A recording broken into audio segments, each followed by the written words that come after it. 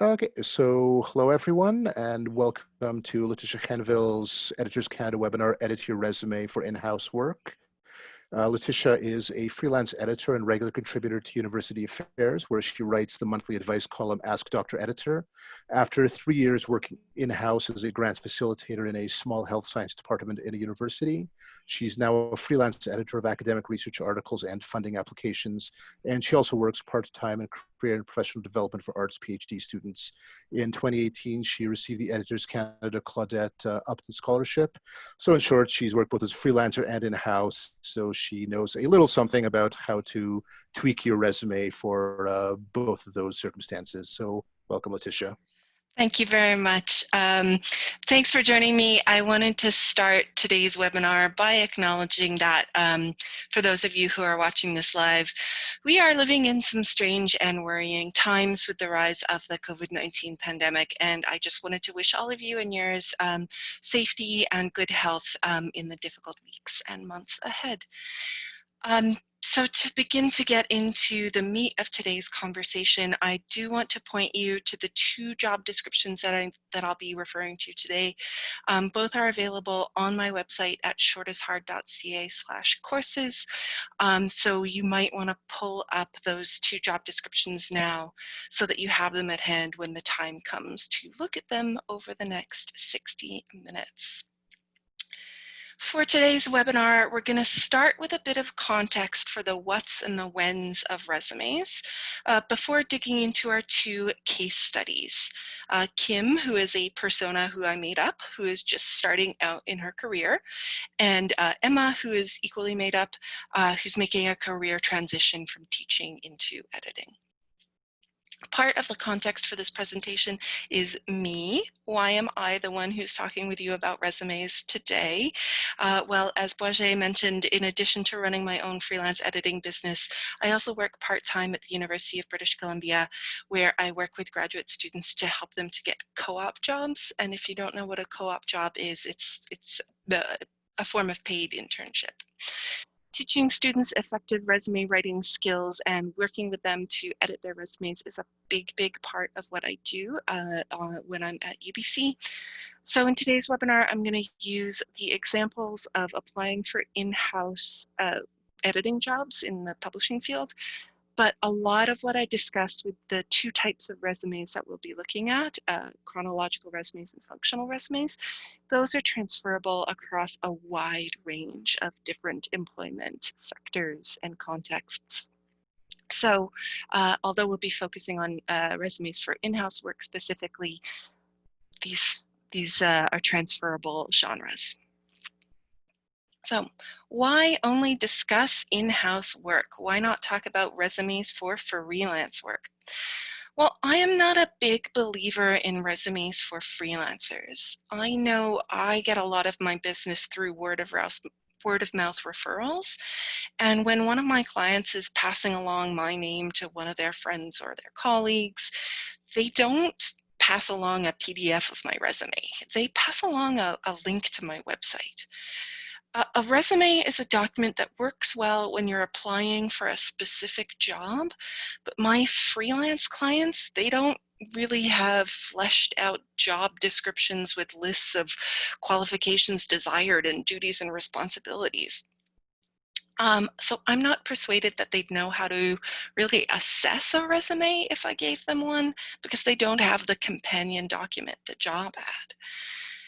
So if you want to make some kind of document to help you to get freelance gigs, it's my opinion that you don't actually want a resume. For freelance gigs, you want a portfolio.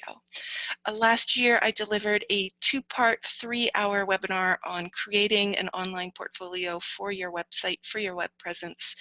So if you're here because you're thinking about resumes for freelance work, not in-house work, I think that is actually the webinar that you should be watching. So that's the context that I wanted to share. Now let's start digging into resumes.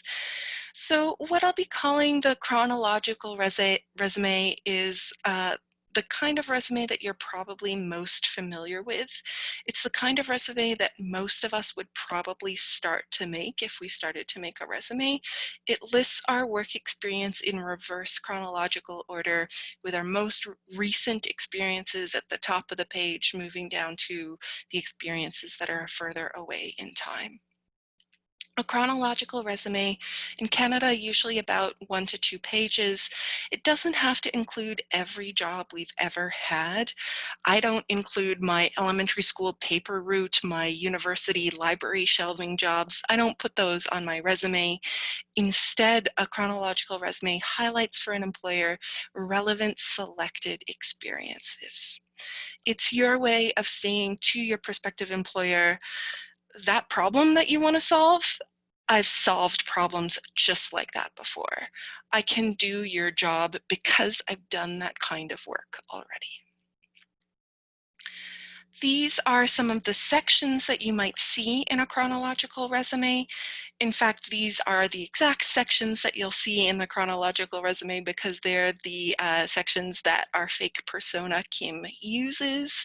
And I wanted to actually start with this one, with the selected work experience section, because this is the section where I see most people most often going awry.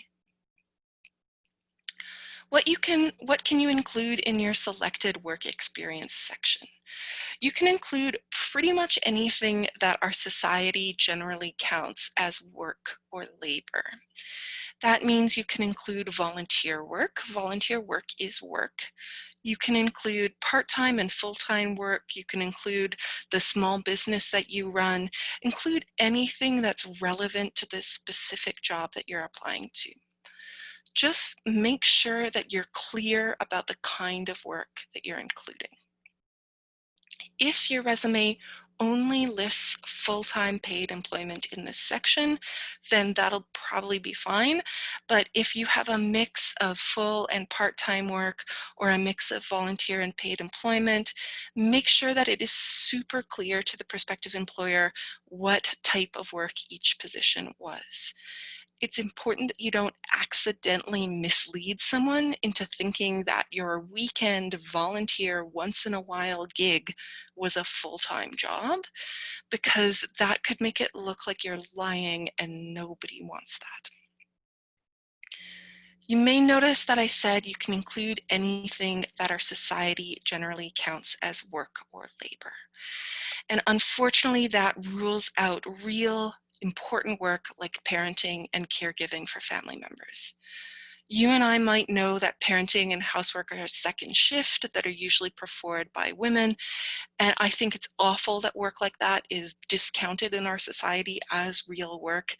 But I can't in good conscience tell you that a resume is the place to start a feminist revolution unless that is specifically relevant for the type of job that you're applying for. So as much as I dislike it, I do have to advise against leaving parenting and family caregiving off your resume, even though that is real work. I think I saw a question pop up. Vache, do you want to Yeah, reference it? absolutely. Adrina asks, might there be a benefit to including volunteer work as a separate section and not part of your selected work experience, for example, to highlight that you actively volunteer and give back to your community? Sure, if that's relevant for the job. If it's important for the job that you're engaged with your community, that you're offering service, that you're doing community engagement, yes. Otherwise, I wouldn't actually subordinate that. If you've done good, hard work, and we'll see some examples of this in your volunteer work, I see no reason to separate it out because it's all just experience. So if they're looking for someone who's doing service and doing community engagement, sure, you can highlight that separately, but just putting the word volunteer in parentheses and leaving that in your selected work experience is also totally fine. How to describe your work experiences. How do you describe your experiences in a particular role? And here I'm talking about the bullet points that go after your job title and your place of work. And there's a very specific formula that I want you to use for those bullets. And that formula is called the accomplishment statement. And its formula is verb plus task equals result. Verb plus task equals result. So what does that mean in practice? Well, here is an accomplishment statement that I wrote for myself to describe what I accomplished today. Delivered 60-minute Zoom-based webinar to 97 participants, focusing on concrete takeaways for high-impact resume writing. I might have to change that to say 26 or 27 participants. I'm not sure how many people showed up, but you'll Currently, see we have 31. 31. Sure. I guess the other is 66, or fine, just getting the recording sometime the next couple of days. Fair enough. All power to them. That's fair enough. So here I'm following the accomplishment statement formula. Verb plus task equals result. Delivered is a verb. That one's pretty easy for this crowd to identify. Next up is the task, a 60-minute Zoom-based webinar to X number of participants. And what is the result that I achieved? Well, teaching and editing are two things that are hard to talk about in terms of results, because it's not like I made some widgets and I can say delivered 67 widgets. So instead, I talk about the impact that I think and I hope my work has had. And I described it as focusing on concrete takeaways for high-impact resume writing. To be honest, that's not the world's greatest accomplishment statement, because I'm really not talking about what changed as a result of the work that I did. So let's look at a slightly better one. I wrote this one for Boisget in his role as Editors Canada webinar moderator. Moderated 20 plus webinars per year, ensuring webinar instructors understand best practices for delivery and facilitating attendees' ease of participation. Now that is a much clearer result. Because of Boisget's work, I'm comfortable giving this kind of presentation, and y'all are probably mostly not even really noticing Boisget too much. You didn't know how much prep he put into preparing this webinar for it to run well. You don't really see the behind the scenes, and that's kind of like editing. So when you get to that difficult equals result part of the accomplishment statement formula, I always want you to be thinking, what did I achieve? What change did I make for my colleagues, for my webinar participants, for other people, for the world? How do you know that I did a good job, that I'm good at accomplishing this task? If you're answering one of those questions, then you are giving a nice strong result for this verb plus task equals result formula. Questions? Wasn't a question, just had a comment from one of the participants, sort of apologizing for the fact that she has to go and deal with some of those childcare duties you were talking about during your introduction. Really counts as work, and It you're welcome to absolutely join does. us for the recording. Yeah, she said she's looking forward to the recording. So let's start looking at this in the context of an actual job ad. Let's meet Kim. Hello, Kim. This is Kim, everybody. I made her up. She's not real. Hi, Kim. Hi, Kim. Kim's dream job is as editorial and production assistant for White Cap Books. This is a real job ad. Unfortunately, it's from 2014, so it's a real job that somebody now has. I'd like you to please take a minute to give it a read if you haven't done so already. You can find it there, shortisthard.ca/courses. And let me give you a minute or so to read this over.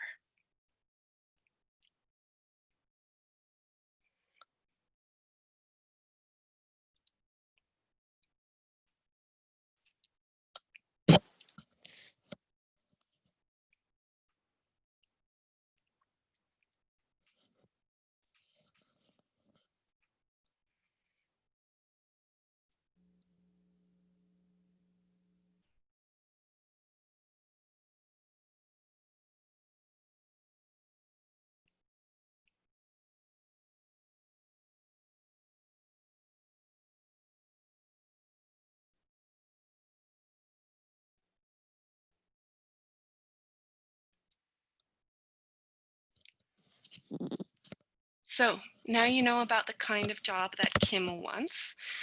Kim is fresh out of university. She's not very experienced. She's only had one paid job doing data entry and one volunteer job with Save the Frogs Canada. So Save the Frogs Canada is an organization that I thought I made up, but it turns out that there is a real organization called Save the Frogs, and they are the world's most effective amphibian conservation organization. No actual affiliation with Save the Frogs, but please do give generously. So Yes, we all frogs, love frogs. we all love frogs. So frogs aside, let's start by listening to Kim describe her experience with the one paid job that she's had. Kim says, I worked for a phone company entering data into spreadsheets. It was super boring. I had to input numbers into cells in these massive spreadsheets. At first, I made a lot of mistakes and my boss got mad at me. I was worried that I might get fired, so I wrote down the mistakes that I made and began to look for them before passing the spreadsheet on to the marketing team. My boss was really happy with my error list, and she told me she now uses it when training new interns. So that is Kim's description of her experience doing data entry work. So with that experience in mind and knowing the job that Kim is applying for, I'm curious to know, what would you write for her as an accomplishment statement? Using that verb plus task equals result formula, please write an accomplishment statement for Kim. You can make up any details you want, and when you've written one, please share it in the Q&A box and we will discuss them. So I'll give you 2 minutes.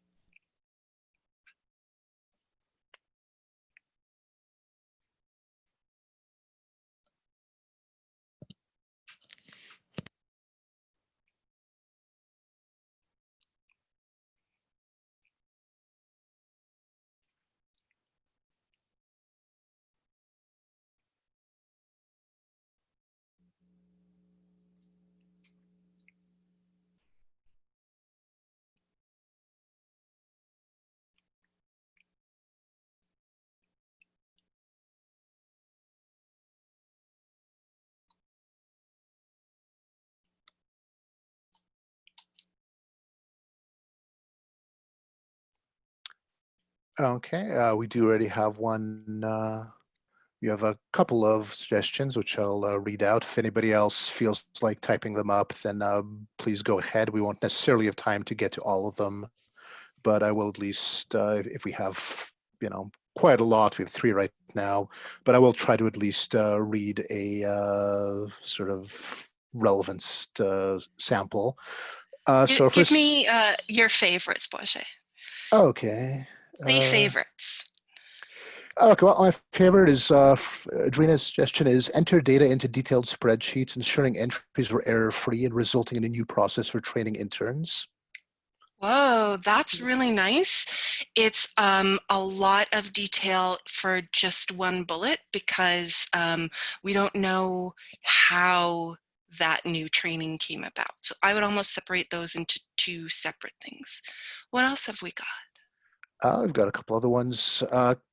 Got several ones which are basically along the same lines. Just going to read one of those as an example. Kathy, as well as Joanne, both say things along the lines of created a spreadsheet of common data entry errors to assist new interns. And again, several other people have posted something similar to that. Okay, that's pretty similar to one of the ones that I've got. Let me show you the ones that I have, and I'll show you how I pulled apart the data entry and separated it from the error list.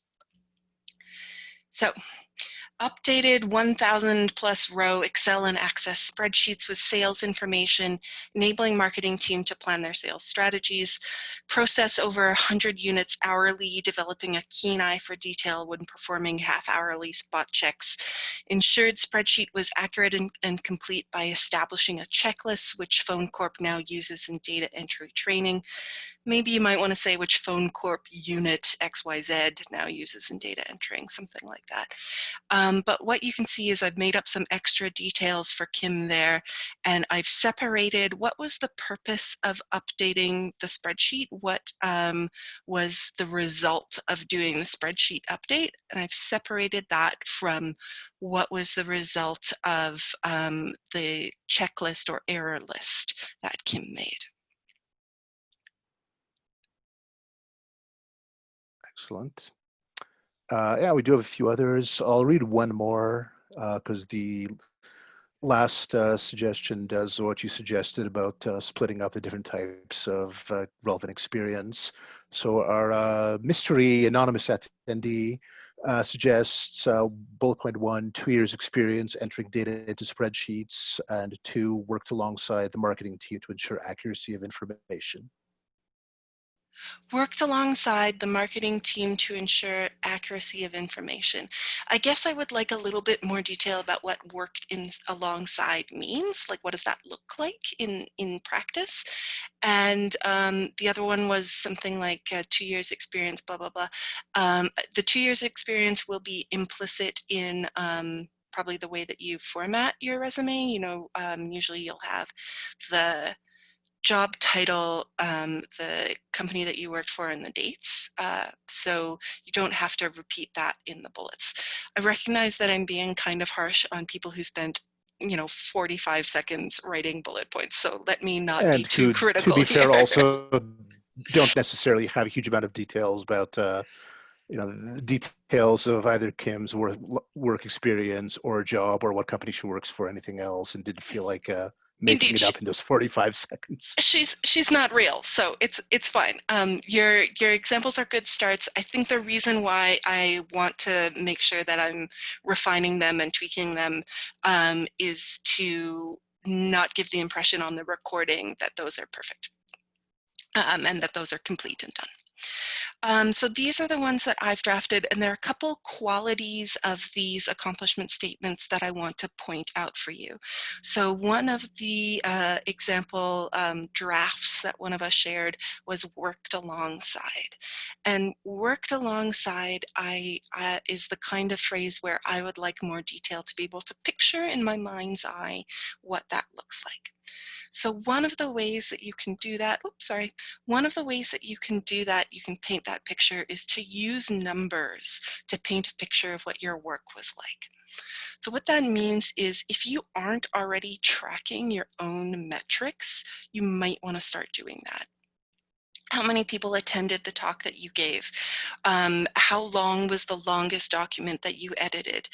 Maybe you edit the same report every week or every month. So what's the average number of words, or what's the average percentage that you cut that document each week? You want to give a bit of an idea of the scope or the range or the size of your work. Many of us bristle at the idea of reducing the complex work that we do to mere numerals. But on a resume, using numbers really helps a reader to understand the scope, the breadth, and the range of your work. So when I'm talking with my students about their job experiences and they say that they worked in a restaurant, they worked as a server in a restaurant, I say, okay, 20 seats or 200 seats, 6 people an hour or 60 people an hour. These kinds of numbers help your reader to understand what did it look like in that role. Next up, I want you to focus on the impact that your work had on others, or if that isn't possible, on the impact that your work had on you. So if we go back to the second point that I've drafted for Kim here, processed over 100 units hourly, whatever that means, I don't know what units are. Developing a keen eye for detail when performing half-hourly spot checks. So a keen eye for detail, that's something that that's an impact that the work had on Kim herself. That's not how she changed the world, how she changed other people, how she changed the organization. Instead, it's something that changed in her as a result of the work. And if you can't really talk about how your work changed other people, it's fine to talk about the impact that the work had on you. If Kim wants to be able to claim that she has a strong eye for detail, which is something that Whitecap books are looking for, then substantiating that claim by showing how she developed that eye is a great way to use your accomplishment statements. And finally, connect the work you've done to the skills and qualifications listed in the job description. I do think it's a good idea to echo the language that's used in a job description, especially if you're applying to a large organization that might be using artificial intelligence to scan resumes. AI can be a really blunt instrument, and it may not be able to understand synonyms. So if you're applying for a small organization like Kim is, I think it's okay to assume that there will be a reader on the other end, an actual human on the other end of your application looking at your job, at your resume. So I think in that context, applying for a small organization, it's safe to rephrase and to put things in your own words. But if you're applying to a medium or larger size organization, you just don't know who's using AI tools to scan resumes. So you should repeat the actual words in the job description. A question? Yeah, Malin asks, how do you ratify manuscript editing experience that you can't or don't want to include specific named examples for on your resume? If asked for examples of such books, is there a better caveat than my author ignored my suggestions or similar? Let's get back to that when we look at the functional resume, I think. I think it'll make more sense in that context. Because if you're doing manuscript editing for a bunch of individual authors, you might not want to be listing every single author you've ever worked for. You, in all likelihood, can't afford to unless you want your resume to be about 100 pages long.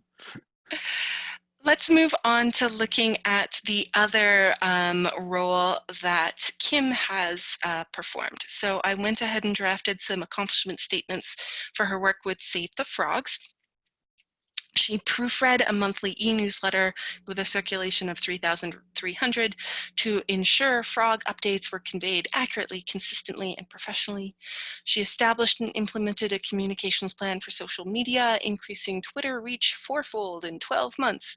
And she updated the STFC style guide to align with elements of Indigenous style and the Conscious Style Guide recommendations, reflecting their mission and vision with regard to frog ethics.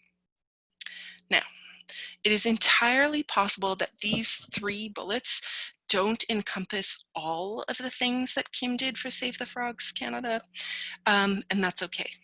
You don't have to be comprehensive in your accomplishment statements or in your bullet points.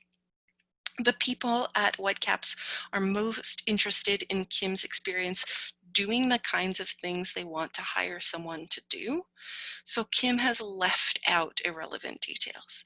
She's tailored her resume so that it's well suited to the position at Whitecap Books.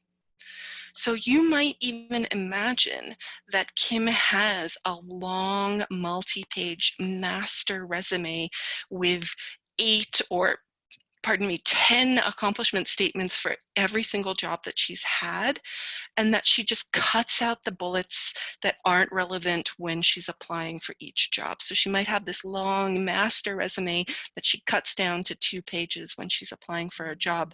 And that way her resumes look highly customized when in fact they're just abbreviated versions of a longer whole.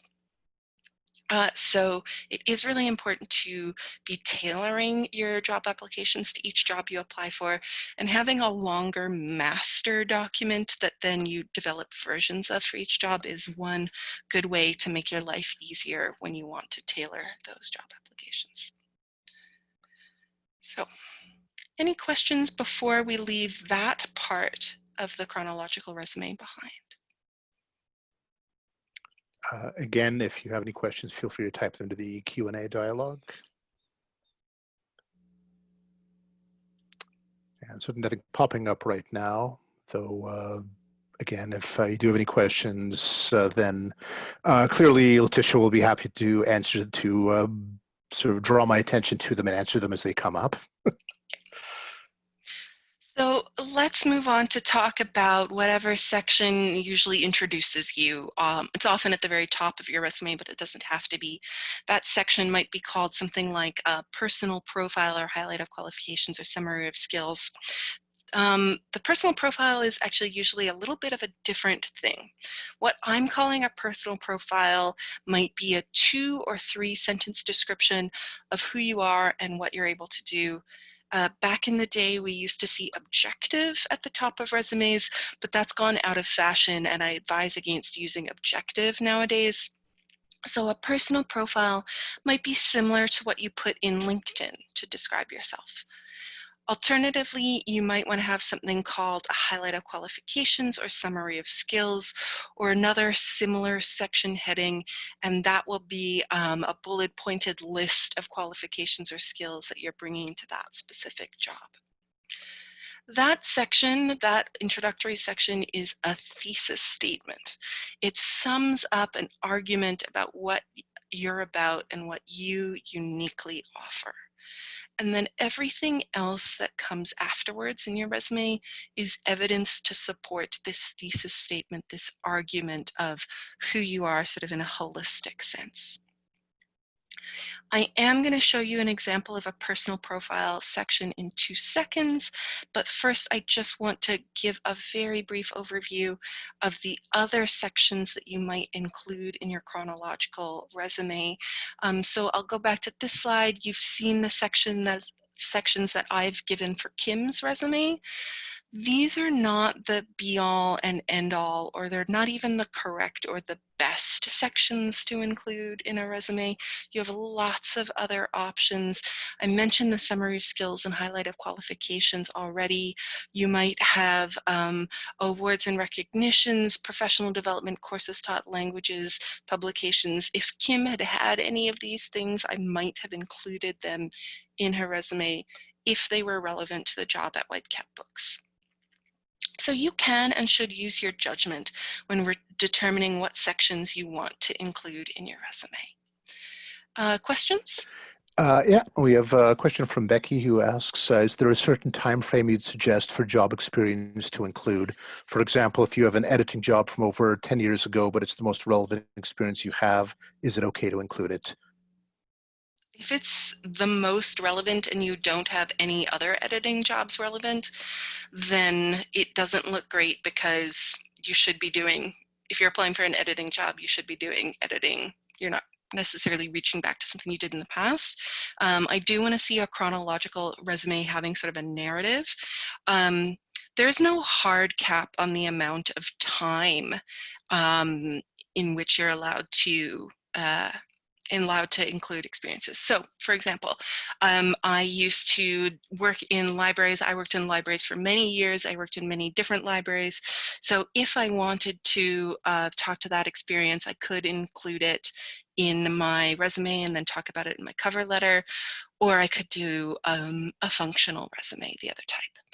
There is no hard cap on the amount of time, but you do usually want to be showing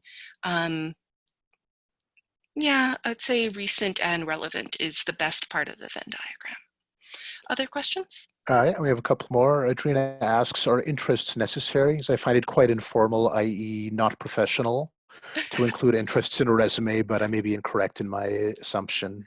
I'll be talking about interest shortly. Let's put a pause button on that one. Oh, okay.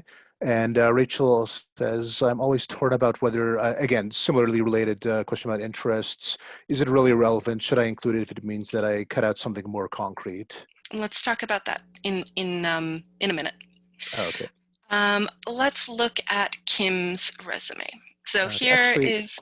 sorry, I just noticed we also have a question in the chat to DD and all others. Please do put questions in the Q&A dialogue instead. I will read them if they are in the chat, but that's not the ideal place for them. What about age discrimination? Listing a job 20 years ago could imply an older age. It could imply an older age. If you are wanting to obscure the length of your career, then you want a functional resume. If you don't want to obscure the length of your career, if you're not worried about that, then a chronological resume is fine. Let's look at Kim's resume. And remember, Kim is really new in the job market. Kim just finished university. She's going to have a one-page resume, and this is the type that I'm recommending for her. I'm recommending the functional resume for people who are making shifts or changes in careers, but there are other contexts in which a functional resume is relevant. So let's start by looking at Kim's. Here's Kim's top half of her one-page resume, and it begins with her selected work experience with the 2 jobs that she's had. Again, those are listed in reverse chronological order with the most recent experience at the top. So the thing that she's still doing is at the top of the page. If you're doing a chronological resume, you do not mess with the order of your jobs. That is too confusing. If you are doing a chronological resume, you must present them in reverse chronological order. Now, what you can do is selected work experience with the accomplishment statements and then other experience with no accomplishment statements to show the full course of your career, but selected work experience, then reverse chronological order. Other work experience, then reverse chronological order. Here is the bottom half of Kim's resume. Kim has done a lovely 2-column resume with the big important stuff on the left and smaller details on the right. And I want to move down the right-hand column first. Her personal profile reads, writer and editor with experience providing editorial guidance, and that sentence ends with 2 periods, and that is my fault. That is not Kim's fault. I just noticed that. Sorry, Kim is a better proofreader than me. Proofread your resumes.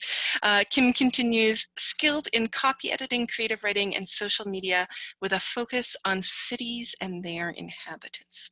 So that's an interesting thing, and that sort of sums up the breadths of Kim's experiences, and it combines her selected work experience, her skills, and her interests all into one. Like, this is the thing that unites her experience, her interests in cities and their potentially amphibian inhabitants.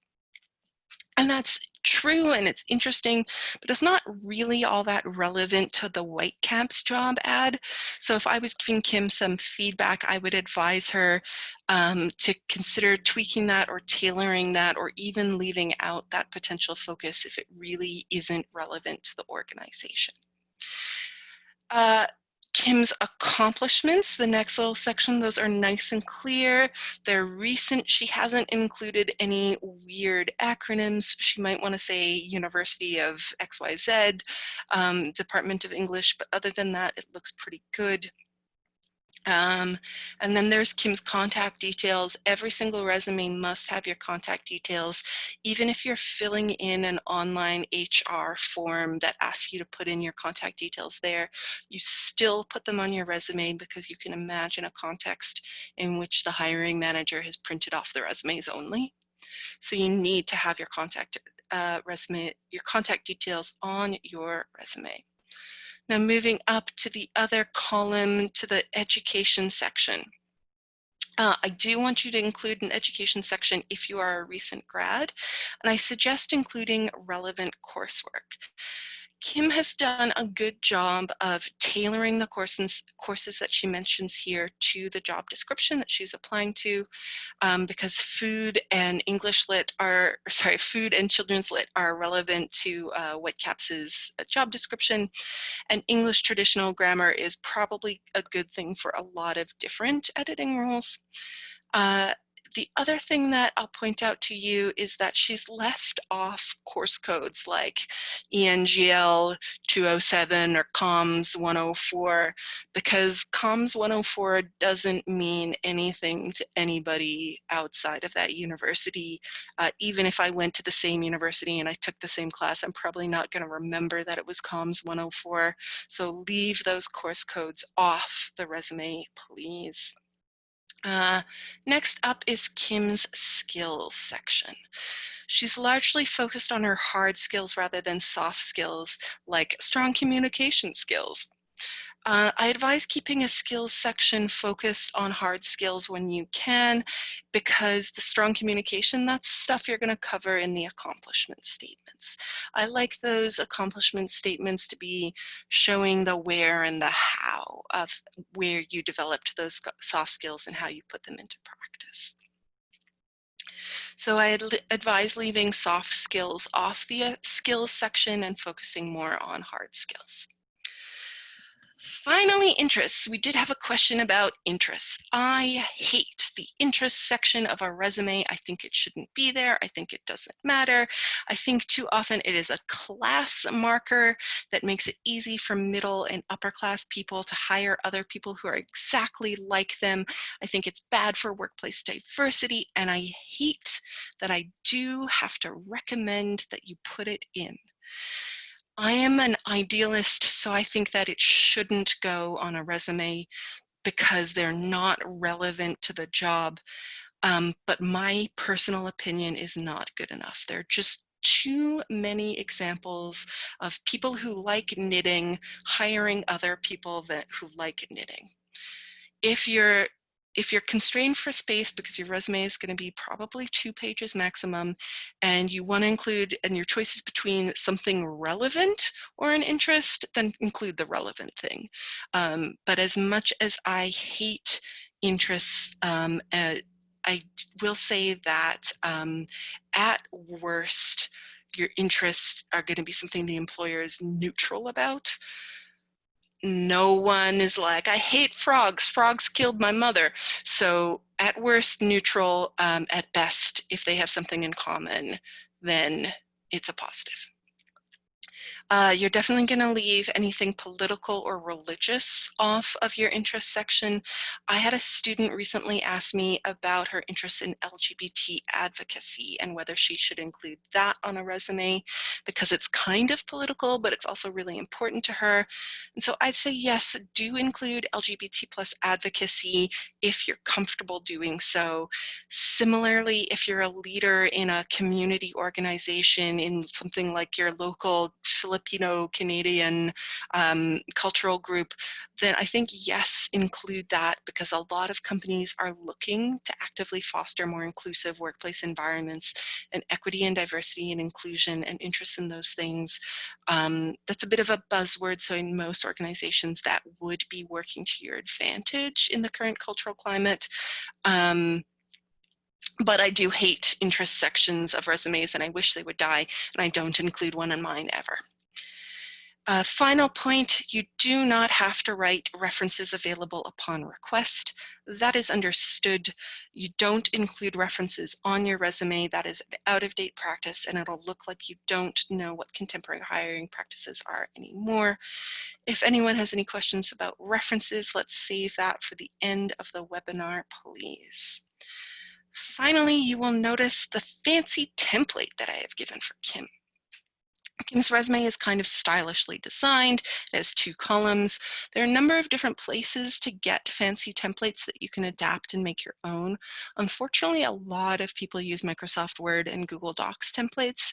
So if you're using one of those, you do have to adjust them quite a bit because I have seen piles of resumes where 1 or more of those resumes, sorry, 2 or more of those resumes are actually identical in format.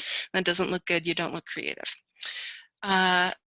If you want to use a fancy template and you don't have a good enough eye to adapt it yourself, I would recommend using one of the fancy templates available through Canva.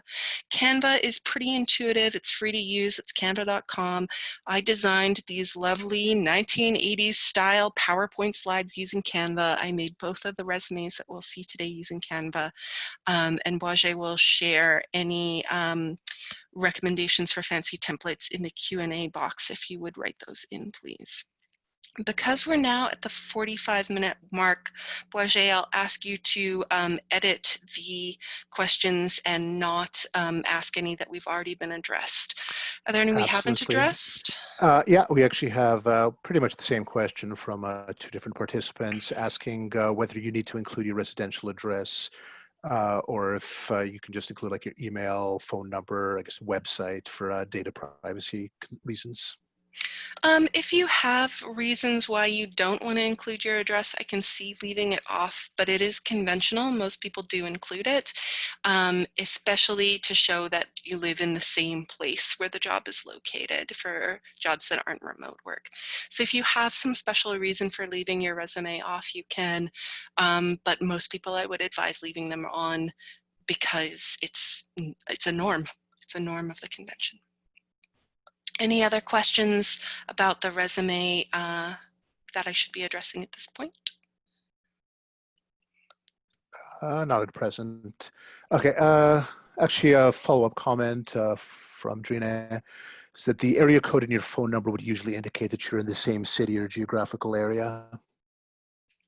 I'm cool with whatever you want. If you have a reason to leave it off, leave it off. Otherwise, I suggest leaving it on. I know that here in Vancouver, we have some new area code that I don't recognize as being a Vancouver area code because I just haven't seen enough of them. So I'm gonna keep moving and save the critiques of Kim's resume. I do think I will say that Kim's font is a little small. I would recommend a slightly larger font than the one that Kim has used. Some people have poor vision, but on the whole, I think she's written a pretty strong resume that is nicely targeted to the Whitecaps job. Let's move on to talking about the functional resume. A functional resume focuses on skills and abilities. It de-emphasizes the what, where, and when, and it works well for people who have gaps in their experience, who are transitioning fields or sectors.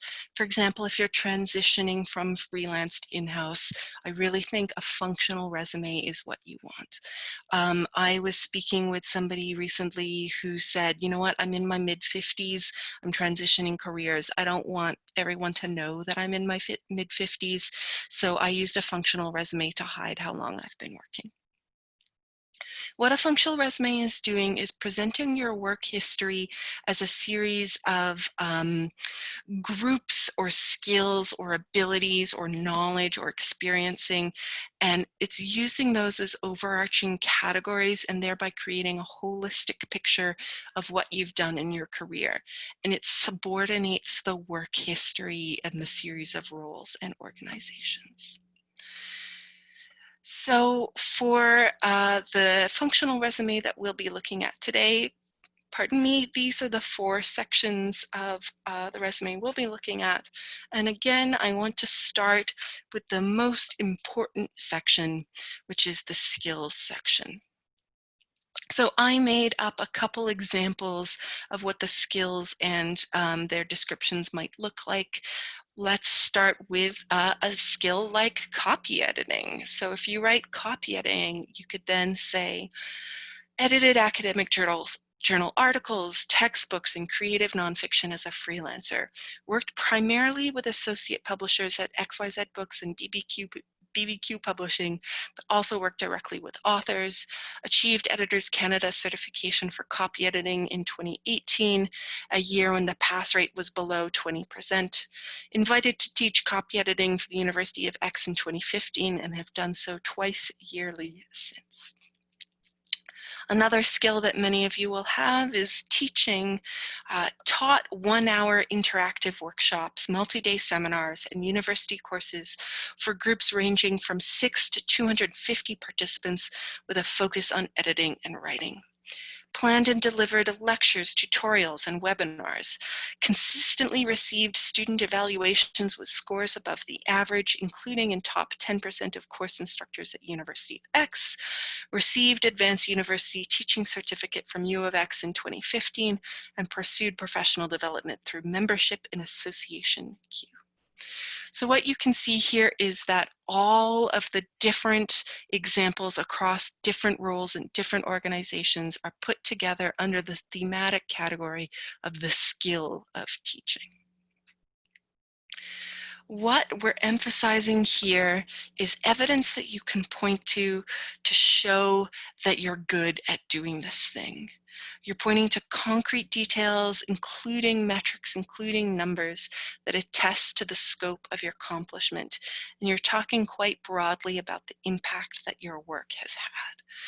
So again, the idea is that you're creating a holistic picture of who you are and what qualities you bring to an organization, with examples chosen from across the scope of your career. So if your skill is manuscript editing or manuscript advising, I can't remember what the term was for the broader manuscript reads, you can point to a breadth of experience, number of pages of books, number of genres worked in, self-publishing or traditional publishing. All would go under this broad category. Any teaching you've done related to manuscript editing, any mentorship you've done, any seminar presentations, conference papers, publications, all would go under this one skill. And what you're doing in a functional resume is you are de-emphasizing your number of years of experience and the concrete link between role A and skill A. Instead, we have skill and the many different types of roles all subordinated under that one skill set. Any questions before we look at Emma? We have a couple of, okay, first of all, you have a template suggestion in response to your earlier request. Dorina recommends http kickresume.com. That's one word, kickresume.com.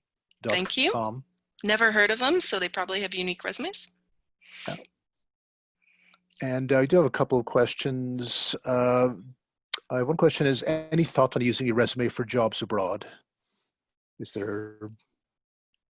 In the US, we want to do 1 pages. In the UK, I'm not sure. So ask on your favorite social media stream for examples of people's resumes from those countries and find out the norms in those countries. For example, in Canada, we don't include our photo, our headshot on our resume. But it would actually be weird if you did include your photo. But in other countries, that is totally normal, and it would be weird if you didn't. So find out the specific norms of the country that you're applying to. Okay, and other question is, Malin asks, what social media do you suggest we share, if any, and why? So LinkedIn, for example, or our ODE listing. Yeah, LinkedIn ODE sounds great. Online directory of editors, that is. If you have a portfolio, you can put that in. I don't put my Twitter handle on mine because I'm never applying for a job that's relevant to that. So I see LinkedIn and I see personal profiles a lot, and that's about the extent. Sorry, I see LinkedIn and I see personal websites, and that's about the extent of what I usually see. Yeah, I'm thinking possibly your Facebook, if you use that as like your main website, which some people do. I wouldn't recommend using I wouldn't Facebook recommend as your it, main but website. neither would I, but some people do that. So yeah, I would recommend against Facebook. Yeah. Another question? no, just sort of our previous questioner agreeing with your thoughts. Thanks. So let's meet Emma and let's look at her functional resume. Hi, Emma. Emma sure looks a lot like Kim, but Emma is different from Kim. Kim was just starting out in her career, and Emma is looking to branch off into a new career path. So right now, Emma's a teacher. She's taught 2nd grade for many years, and she is so over 7-year-olds. She started freelance editing 3 years ago, and her dream job is with Oxford University Press, which is in the UK, but I'm going to talk about them as if they're a Canadian publisher. I just use the OUP one because it's nice and relevant for teachers, and because this is a job that is actually available now. This is a job that OUP is hiring for. So please take 1 minute to give that job description a read.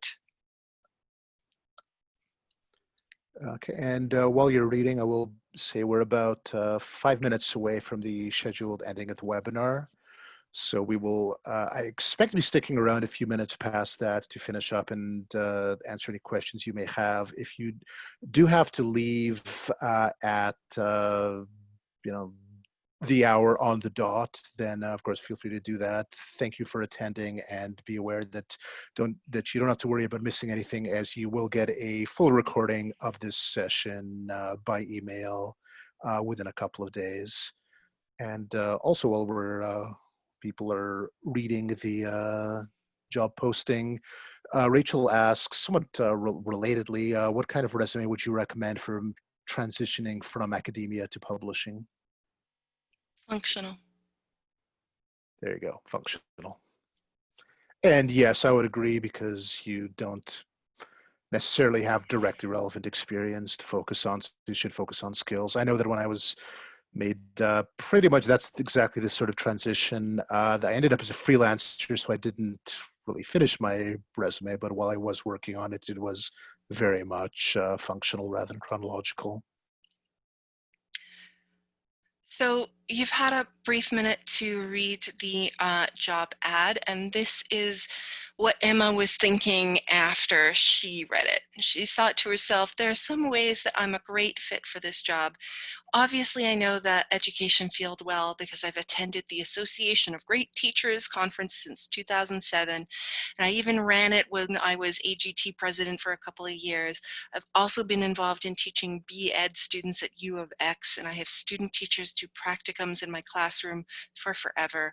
On the editing side, I've done some work for publishers, but I've mostly worked with authors as a freelance editor. And she ends with, what is list management? It was not a good sign for Emma's prospects for this job, but she's still going to try for it because it is her dream job.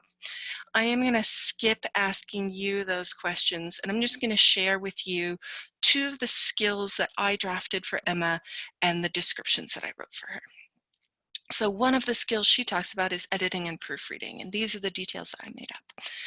3 years experience freelance copy editing and proofreading, both with authors directly and with publishing houses such as Fake House Publishers, Mix Something. Focus on books for and about children, concept books, early readers, children's nonfiction, YA novels, but also books of lesson plans and pedagogical supports. Completed editing and proofreading certificate from Place Name U in 2017 and have pursued continuing professional development and mentorship through editing associations. Next one I wrote is project management and project and financial management. Served as president of AGT from 2010 to 2012, overseeing 3 600-person annual conferences, developed conference budgets, planned logistics, recruited vendors, and facilitated volunteer and speaker recruitment. Worked within a team to anticipate and solve problems before they arose, consistently delivered conferences on budget. Now, this one's not actually as strong as some of the pink ones that I had before, because on this one, I've only drawn from one role that Emma had to talk about her skills with project and financial management. Ideally, I would be choosing from skills across a broad scope of a whole career. Remember, Emma's been teaching for like 15 years.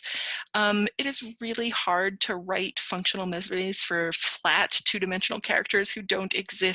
So this one's not the strongest. I actually think the pink ones above are a bit stronger. And if you are writing your own paragraph in a functional resume for project and financial management, don't just choose from one thing that you've done as much as possible. Choose from many things that you've done. So here is Emma's full resume. Here is what it looks like in full. You can see that the skills section is the longest and there are no accomplishment statements for her work experience. I've used highlight of qualifications. I've used bullet points there. You could have done a personal profile here if you wanted. You could have done a highlight of qualifications for a chronological resume. Mix and match as you want, as much as you want with those introductory sections, that is fine. Professional development, again, listing relevant courses only. If you want to, in a functional resume, you can use accomplishment statements, you can use bullets, you don't have to write those little paragraphs, and you can have as many or as few skills as you want to have. An Editors Canada colleague of mine shared her functional resume with me before I was delivering this webinar, and she only listed 3 skills, and she had about 10 bulleted accomplishment statements for each skills. It was very persuasive. It was very compelling because she really knew what she looked like. She knew what she was talking about. Other options for things that you might include in your functional resume or in your chronological resume. Again, pick and choose. I've got volunteer experience on there as a separate section, but you could list that in with the skills as well. Choose as many or as few different sections as you want to substantiate the claim that you've done the kind of job that they're hiring for, to show that you've done it before. I want to share my 3 big takeaways from this webinar, and then we'll close with questions. So my 3 big takeaways are: 1, your resume provides evidence that you've done the kind of work that is listed in the job description. It is not enough to say, I can do the things you're asking for. You want to say, I have done the things you're asking for. I have relevant experience. Here is the proof. Number 2, even if person A and person B had the same job at the same company for the same amount of time, their chronological resumes ought to be different, because they should write accomplishment statements that attest to how they did their job and the impact that your work had. I want you to shift your thinking from what was I responsible for, what were my duties, what was I required to do. Instead, shift your thinking to what did I accomplish, what impact did I have, what changes did I make. And finally, my 3rd takeaway is that functional resumes are hard to write for fictitious people, especially if you're not a fiction writer. I'm not a fiction writer. So I'll be putting the 2 resumes that I made up onto shortisthard.ca/courses. I am not persuaded that the one that I did for Emma is actually amazing, because she doesn't have a fully rounded character, and I didn't develop a whole 15 years of life experience for her. So you might instead want to look at the slides, at the 2 pinkish copy editing and teaching statements for examples for a functional resume. So that is the end of the formal part of the webinar. If you have any takeaways that you want to share with the rest of the group, if you have any questions about either type of the resume, I'm happy to stay online for a few more minutes. Otherwise, please do feel free to connect with me on Twitter. That's the social media platform that I use the most. And thank you so much for your participation, and enjoy the rest of your day. Thanks to those who have to leave, and let's stay and have some questions.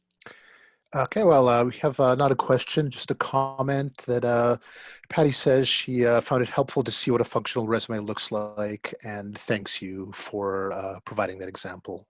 Of course, and ask your friends, ask on social media, ask if anyone's comfortable sharing their functional resume with you. They really work well for people who are transitioning careers, who are transitioning from freelance to in-house, who are transitioning sectors, or who want to sort of sum up a broader high-impact career without listing every job. They're not as uncommon as you might think. Yeah, well, I mean, certainly if you have 20 plus years of experience and in a bunch of different jobs and have a long, you know, really long list of accomplishments and publications, then you're not going to get that down to 2 pages with a chronological CV. So yeah, a couple more thank yous from Andrea and Monica, and I will add my own as well, because it's definitely been a great presentation. While I'm currently quite happy as a freelancer, I certainly suspect that I will be very dependent on a lot of this excellent advice you provided today, should I in the future decide to apply for an in-house job. So I'd like to yeah, we're just getting lots and lots of thank yous. Lots of people are very grateful. Thank you guys for joining me. Thanks for your participation, for your good questions, and please do connect with me on social media. I love to meet other editors. The conference is not happening this year, so social media is the best way for me to meet you. Hello. Okay, so yeah, thank you once again for the great presentation. Thank you everyone for participating, and for the excellent thank yous both to Letitia and myself, and to the person who asked. The name is spelled B-L-A-Z-E-J. Błażej. Exactly. You just figured it out. Thank you. I'd say it's pronounced exactly as it's spelled, but unfortunately it's spelled in Polish with Polish letters, so that doesn't actually help that much. I also have a non-phonetic name. Yeah, there you go. So just like to remind everyone very quickly that you will be receiving an evaluation form as well as a copy of these excellent slides and a copy of this recording by email. Fairly soon, possibly within the next day, possibly within the next couple of days, given that this is the end of the week, we may be looking at Monday. Regardless, when you do get those, then again, we will be extremely grateful if you can fill out the evaluation, as those are extremely useful for the improvement of the program, as well as I'm sure Letitia will be grateful for any feedback you have on her presentation and any ideas you may have for the next time that she needs to present something along these lines. So it looks like we're all out of thank yous. We have 12 separate points in the QA and one in the chat, all of which are thank yous, which I will choose to assume means we've done a good job. But we don't seem to have any more actual questions. So once again, I'd like to thank everyone for attending, wish them a good day, and I guess relay my wishes that they'll stay safe and healthy in these very difficult and trying times, and that Wash your hands. yes, wash your Stay hands, home. stay home, stay 6 feet away from everyone else, and just generally be safe and healthy. And hopefully we'll all still be able to get through this, however long it lasts. So thank you again, everyone, for attending, and I'll be ending the recording shortly. So yeah, thank you once again, everyone. Have a nice day, and good luck with your editing and with your resume writing in future. Goodbye.